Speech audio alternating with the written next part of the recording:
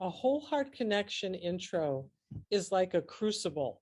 It's an alchemical vessel. It's a defined space and a defined time with a defined group of people learning a defined group of skills that are transformative of us.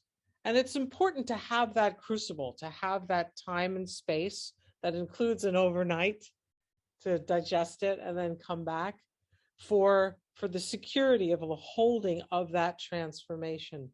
And it's true that people in the class tend to end up feeling like, wow, I love all these people who are in the crucible with you.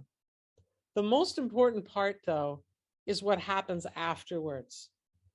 When we hatch, when we come forth out of the crucible, having had an opportunity to change and bring something new to each of our relationships, to come into each relationship newly resourced and newly oriented, so that what we have to give sounds a very different note.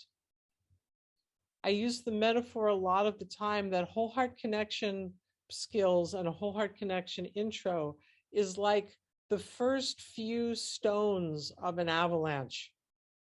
It starts small, then you bring it into your world and you speak to people differently and you engage differently.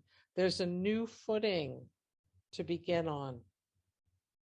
That starts with one weekend together.